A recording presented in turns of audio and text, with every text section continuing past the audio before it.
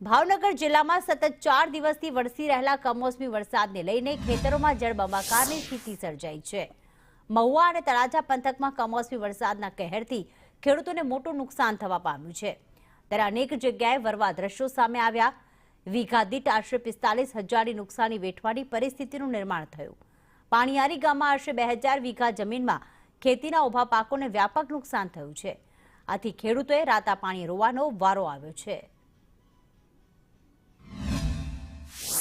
શું કહેશો, તમારો જે પાક હતો, પાક લેવાઈ ગયો હતો, તૈયાર થઈ ગયો હતો અને અંતિમ સમયમાં કમોસમી વરસાદે તમામ વસ્તુને વેરવિખેર કરી નાખે છે, શું કહેશો?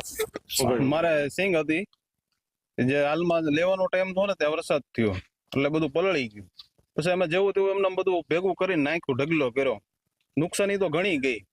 મેં 3 વીઘાની માંડવી કરી હતી, 45 થી 40,000નો ખર્ચ કર્યો હતો મેં એમાં। પાકમાં તો મગફળી, કપાસ, સોયાબીન, ચાર, માલનો ચારો, બધામાં ટોટલી નુકસાની છે। લોસમાં જ ગયું આ વર્ષે।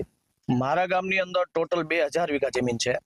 2,000 વીઘામાં કપાસ, મગફળી, તુવેર, સોયાબીન, પછી જે માલ ઢોરનો છારો હોય, દરેક વસ્તુમાં અઢળક નુકસાની છે। મયુર દવે, સંદેશ ન્યૂઝ, પાણીયાળી, તળાજા।